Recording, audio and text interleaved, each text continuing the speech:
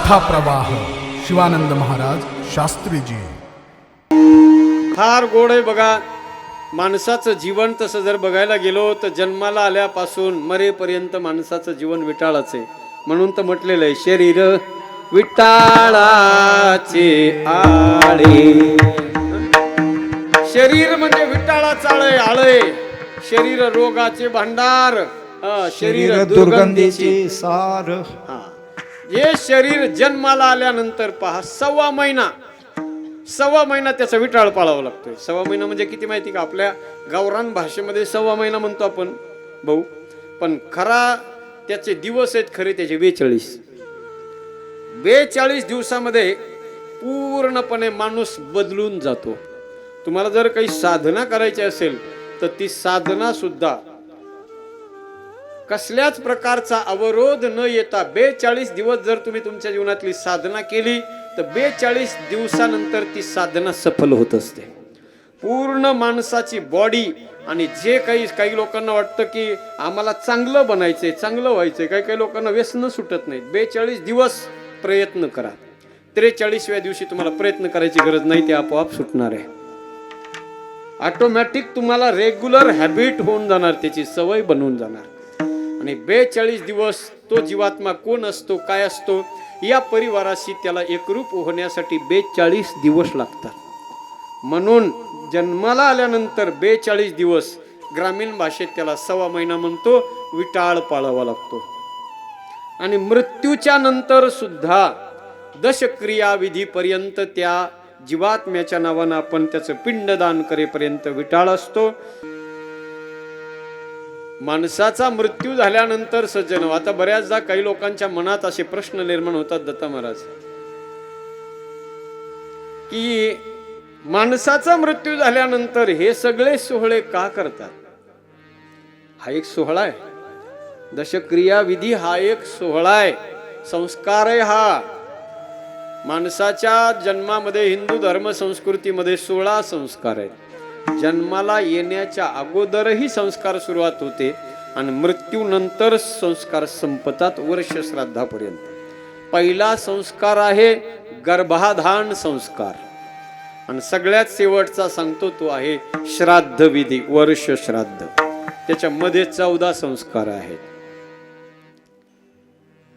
माणसाचा मृत्यू झाल्यानंतर काही लोक म्हणतात मग त्यांच्या मृत्यूनंतर एकदा गेला, काळाच्या पडद्याआड माणूस गेला, संपला विषय. हे सगळे सोहळे करायचे, दशक्रिया विधी करायचे, गावाला जेवू घालायचे, पंक्ती उठवायच्या, अन्नदान करायचं, दान धर्म करायचा, दान पुण्य करायचं. हे काय त्याला मिळतं का, प्राप्त होतं का? का करायचं हे सगळं? ऐका, हिंदू धर्म संस्कृतीला मानणारी माणसं आपण आहोत. विचार करा, त्या गेलेल्या जीवात्म्यासाठी आपण पुण्यकर्म का केलं पाहिजे? माणसाचा मृत्यू झाल्यानंतर भगवान कृष्ण परमात्म्याचा आणि गरुडाचा गोड संवाद आहे. पहा, भगवान कृष्ण परमात्मा देवाला गरुडानं विचारलं की माणसाचा मृत्यू झाल्यानंतर तो त्याचा आत्मा जातो कुठं? त्यावेळेला भगवान परमात्म्यानं सांगितलं, गरुडा, मृत्यू झाल्यानंतर त्या जीवात्म्याचा त्याच्यावरती कब्जा करण्याचं काम यमाचे दूत करतात.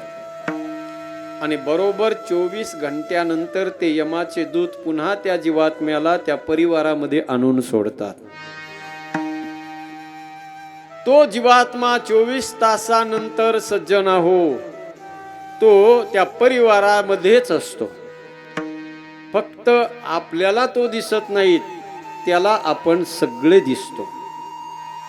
माझ्यासाठी कोण रडतंय, माझ्यासाठी कोणाच्या डोळ्यात अश्रू आहेत, कोण हळहळ करतंय माझ्यासाठी, सगळं त्याला दिसत असतं. त्याला असं वाटतं सुद्धा की हे माझे आहेत, या माझ्या लोकांना स्पर्श करावा, त्यांच्याशी बोलावं.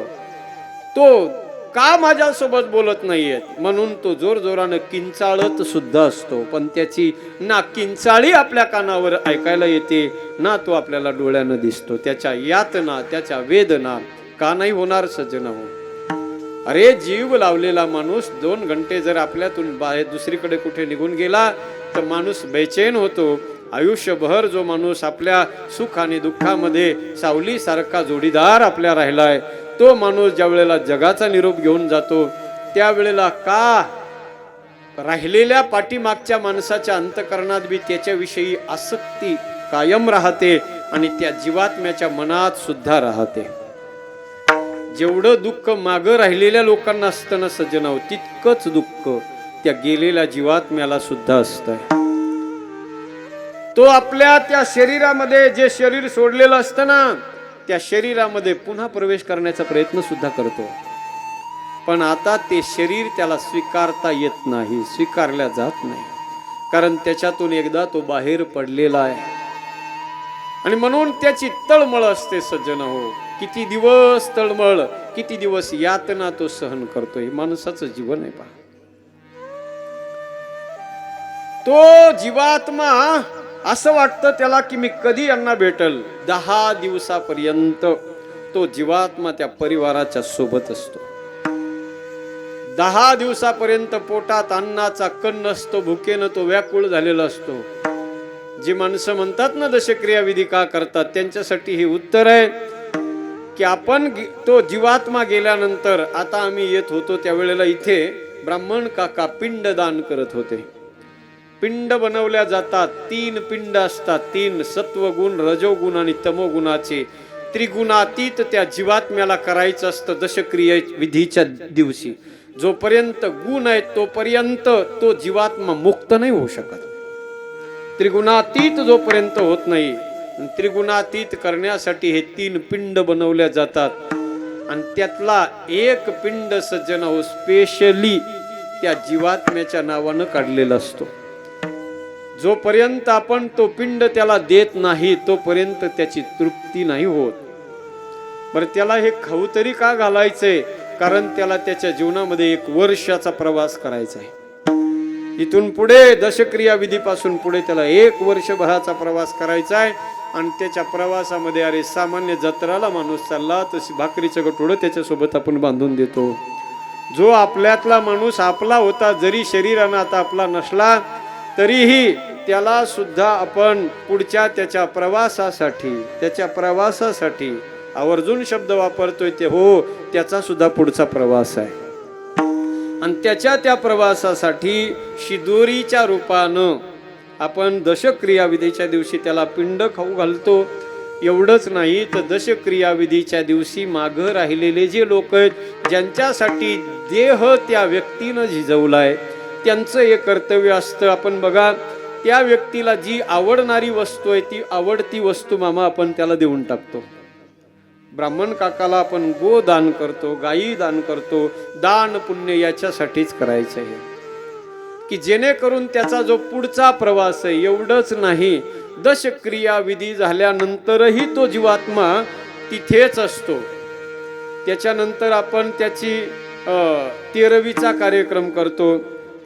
त्याच्यानंतर 14व्या दिवशी गोड जेवण, काही भागामध्ये त्या व्यक्तीच्या नावानं गोड जेवण केलं जातं. कारण त्याचं पुढचं जीवन गोड व्हावं, त्याचं पुढचं जीवन गोड व्हावं म्हणून त्याच्या नावानं जेवण गोड द्यावं लागतंय. गोड जेवणाचं बाकी काही कारण नाही सज्जन. हे त्याचं पुढचं जे जीवन आहे. तुम्ही म्हणा आता पुढचं जीवन कसं आहे?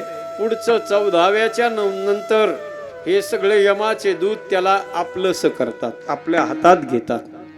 झालं बाबा, आता तुझ्या नावानं पिंडदान केलंय, तुझ्या नावानं तुझी असलेली आसक्ती, तुझी असलेली ममता, तिचा त्याग तुझ्या परिवारातल्या लोकांना केलाय. आता तुझा आणि त्या परिवारातल्या लोकांचा प्रत्यक्ष रूपात जो संबंध होता तो संपलाय. अप्रत्यक्ष आणखी वर्ष श्राद्धापर्यंत संबंध संपत नाही, लक्षात घ्या. आणि मग त्याच्यानंतर बघा, फार गोड आहे. तिथून पुढे पुन्हा काय करतात? यमाचे दूत त्याला ताब्यात घेतात आणि त्याला प्रवासाला पुढच्या यमराजाच्या दरबाराकडे नेण्यासाठी त्याला घेऊन जातात. जात असताना 2 मार्ग आहेत. त्या जीवानं जसं कर्म केलंय त्या कर्मानुसार त्याला वागणूक मिळते यमाच्या दूतांकडून.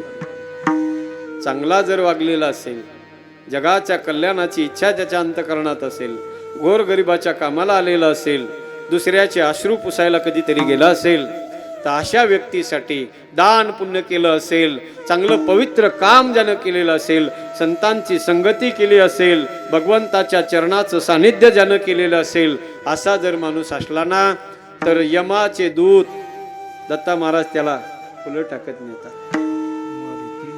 रस्त्याने फुलं टाकत नेतात, फुलं टाकत. आणि एक दुसरा वर्ग आहे, जर त्यानं समजा लोकांना केवळ त्रासच दिला असेल, शेजाऱ्या पाजाऱ्याला त्रास दिला, लोकांचे बांधव कोरले, विनाकारण छोट्या छोट्या गोष्टीवरून कोर्टात लोकांना नेलं आणि विनाकारण लोकांना केवळ आणि केवळ त्रासच देण्याचं काम केलं, पाप कर्मच फक्त जीवनात त्यानं केलं, असा जर व्यक्ती असला तर त्याच्यासाठी मार्ग आहे कोणता? रस्त्यानं नेत असताना त्याला सराटे, सराटा माहिती आहे ना तुम्हाला?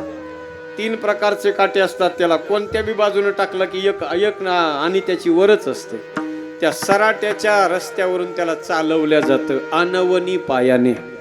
एवढंच नाही, जिथे धगधगता अंगार रस्त्यावर टाकल्या जातो, अंगावरची कपडे काढून त्याला त्या अंगारावरून ओढल्या जाते. सज्जन, हाल यातना अपेष्टा करत करत त्याला यमाच्या दरबारात नेऊन आदळल्या जातं. मग तो जीवात्मा यमाच्या दारात गेल्यानंतर, यमाच्या समोर हजर झाला की यमदेवता त्याचं पुस्तक, त्याचा ग्रंथ उघडतात. मग ग्रंथ उघडल्यावर यमराज त्याच्यावर अंतिम स्वाक्षरी करतात. जर चांगला वागलेला असला, पवित्र काम केलेलं असेल, पुण्यवान जर असेल तर यमराज स्वतः आदेश करतात आपल्या दूतांना की या व्यक्तीला बा इज्जत याला स्वर्गापर्यंत घेऊन जा. यमाचे दूत रस्त्याने फुलं टाकत टाकत स्वर्गाला त्याला नेतात. आणि जर त्याने त्याच्या जीवनामध्ये पाप केलेला व्यक्ती असेल ना मामा, तर मग त्या पापी माणसाला यमाचे दूत म्हणतात, आता याचा PCR घ्या. यमाचे किंकर बहुसागर, यमाचे किंकर बहुसागर. PCR समजला नाही तुम्हाला? PCR हा शब्द पोलीस स्टेशन मध्ये गुन्हा केल्यावर असतो. 4-5 दिवस जे पोलीस लोक, आता पोलिसाच्या डिपार्टमेंट मधल्या लोकांना माहिती असेल PCR काय असतो. PCR चा सरळ आपल्या गावरान भाषेमध्ये शब्द म्हणजे पिसून काढणे, त्याचं नाव PCR.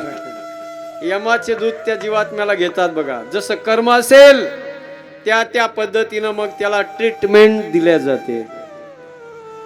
रक्त, रेत, पू ज्या समुद्रामध्ये असतो त्याच्यातून त्याला ओढल्या जाते. लाल तापलेल्या लोखंडाच्या खांबाला त्याला आलिंगन दिल्या जातं. एवढंच नाही, त्याच्यातून काढून पुन्हा महाराजांनी, वाल्मिक महाराजांनी प्रमाण दिलं, मारिती तोडीती जोडीती निष्ठुर. शब्द काय वापरलाय त्यांच्या पुढे? निष्ठुर. आणि किती दिवस, किती घंटे? घंटे नाही, हे तरी PCR वाले 5 दिवस करते, पण ते PCR वाले यमाचे किंकर बहुसाल, वर्षानुवर्ष पिसीत राहतात. ट्रीटमेंट कशी असते त्यांची सांगू का तुम्हाला? एक उदाहरण तुमच्या भाषेतलं सांगतो. ज्वारी असते तुमच्याकडे? ज्वारी आहे का? होती का कधी? आता नाही राहिली जास्त. ज्वारी घेतात का पीक तुमच्याकडे? ज्वारीचं पीक कणसात आलं, त्याला दाणे भरले ना की ते दाणे जोपर्यंत कच्चे आहेत तोपर्यंत त्याचा हुरडा करतात. तुमच्याकडं हां हो म्हणा, नाही तर नाही म्हणा. हां असं करतात ना हुरडा. हुरड्याची पद्धत अशी होती बघा जुन्या काळामध्ये. आणखीन बी आता हुरड्याच्या पार्ट्या झाल्यात. लोकांकडे ज्वाऱ्या राहिल्या नाहीत. प्रेमानं लोक नातेवाईकांना त्या हुरड्यासाठी बोलवायचे पहिल्या जुन्या काळामध्ये. आता त्या हुरड्याच्या पार्ट्यात. पण जुन्या काळातलं बघा बाबा, असं मोठं झाड बघायचे, त्या झाडाच्या खाली उन्हाळ्याच्या दिवसामध्ये ते खड्डं खांदायचे, 1-1.5 फुटाचं खड्डं खांदायचे. त्याला काय म्हणायचे? आकटी. मला वाटतं यांच्याकडे नाही का काय कोण मामा? ते आहे का नाही? बरं जाऊ दे, आमच्याकडचं सांगतो, ऐकून घ्या. असे खड्डे खांदायचे बरं का मामा, आणि त्या खड्ड्यामध्ये ते हुरडा भाजणारे जे माणसं ते स्पेशल असतात बरं का, स्पेशल माणसं असते, त्यांना त्याचे टेक्निक असायचं. मग बरोबर कणस बी कोणचे काढायचे ते त्यांनाच माहिती. मग ते बरोबर कणस काढून आणणार, ते जे खड्डं खाणलंय 1.5-2 फुटाचं खाली, त्याच्यामध्ये गाईच्या गोवऱ्या टाकायच्या, पेटवायच्या, त्याचा असा रसरसीत हार तयार करायचा, आणि मग ते कणस असे उलटे टाकायचे, पायाकून का मुंडक्याकून. हा, कणसाचं नाही सांगत मी, माणसाचं सांग. तुम्ही का कणसाकडे नेऊ नका, ऐका, हे सगळं उदाहरण आहे ना, तिकडं त्या यमाच्या दूताकडे न्या तुम्ही. उलट घालतात त्या कणसाला मुंडक्याकडून, आणि ते भाजले ना ते, की मग बाहेर काढतात. बाहेर काढल्यावर पोतडं असतं ना आपलं, त्या पोतड्यामध्ये असं चोळतात, त्याला वरून पोतेनं असं चोळतात. मग जेवढे जेवढे दाणे तेवढे दाणे निघून पडतात, पण सगळे दाणे निघत नाहीत, 50% तसंच राहतो हुरडा.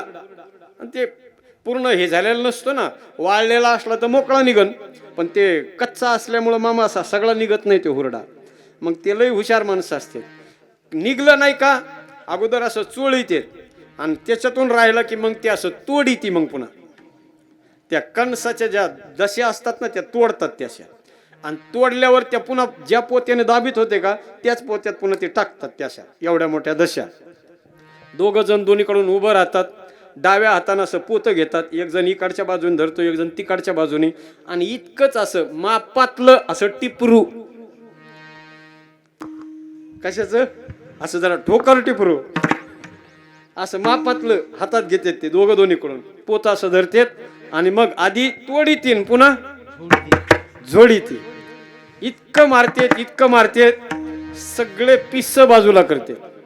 हा, मारी ती, तोडी ती, आणि जोडी ती, पुन्हा वरून जोडी ती. पण त्याच्यात बी काही लई चतुर, मार चुकावा म्हणून, मार बसू नये म्हणून डाव्या हाताला जे धरलेलं असतं ना त्या हाताच्या बाजूला जाऊन बसते. मग ते लई हुशार असते, ते हाताच्या बाजूला आलो फटका बसत नाही त्याला, मग ते असा झटका देते आणि वरून पुन्हा फटका मारते. हे त्या प्रमाणाचा अर्थ आहे. मारी ती, तोडी ती, जोडी ती, निष्ठुर. किती दिवस यमाचे किंकर बहुसाल, तोपर्यंत मारतात जोपर्यंत आपल्या कर्माचं प्रायश्चित्त पूर्ण होत नाही. आणि एकदा कर्माचं प्रायश्चित्त पूर्ण झालं की मग तिथून पुढे 1 वर्षानंतर त्याला परवानगी मिळते त्या जीवाला, कशाची? पुनर्जन्माची. भगवान परमात्मा म्हणतात, गरुडा, माणसाचा मृत्यू म्हणजे माणसाचं सगळं संपलं असं नाही. मृत्यू म्हणजे पुढच्या जन्माची सुरुवात आहे. वर्ष श्राद्धाला म्हणून, वर्ष श्राद्धाला आपण वर्ष श्राद्ध म्हणतो, काही भागामध्ये त्याला पुण्यस्मरण असं म्हणतात, आणि खरा त्याचा शब्द आहे आत्ममुक्ती दिन किंवा आत्ममुक्ती दिवस. वर्षभरानंतर त्या आत्म्याला मुक्ती मिळते त्या योनीतून. सगळी वर्षभर मुक्ती मिळत नाही, म्हणून जोपर्यंत त्याला पुढच्या जन्मात परमिशन मिळत नाही यमदूताकडून, यमाच्या दरबारातून, तोपर्यंत त्या जीवाचे आपले संबंध असतात. आणि जोपर्यंत संबंध आहे तोपर्यंत तुम्ही त्या जीवाच्या नावानं जे बी कर्म केलं, पुण्य कर्म करा, चांगलं कर्म करा, त्या प्रत्येक कर्माचं पुण्य त्या जीवात्म्याला पुढचा दुसरा जो जन्म मिळणार आहे त्या दुसऱ्या जन्मात चांगला मिळावा, संतांच्या घरी मिळावा, भगवंताच्या दारी मिळावा, म्हणून हे सगळे दान पुण्य. काही भागामध्ये आपल्याकडे तरी मला वाटतं काही भागामध्ये फक्त दशक्रिया विधी, गोड जेवण केलं की पुन्हा डायरेक्ट वर्ष श्राद्धच करतात. पण काही भागामध्ये मासिक श्राद्ध सुद्धा करतात. महिन्याचं श्राद्ध, त्या महिन्याच्या श्राद्धाला बी अन्नदान करणार, परत कीर्तन भजन जे काही पुण्याचे काम आहेत ते सगळे पुण्यकर्म करतात. हे सगळं का करावं लागतं? त्या गेलेल्या जीवात्म्याच्या पुढच्या सद्गतीसाठी हे सगळं करावं लागतं. हे जी माणसं म्हणतात दशक्रिया का करायची, ज्यांना वाटतं गोड जेवणाचे कीर्तन का ठेवायचे, ज्यांना वाटतं वर्ष श्राद्ध का करायचं, हे त्याचं उत्तर आहे. विठ्ठल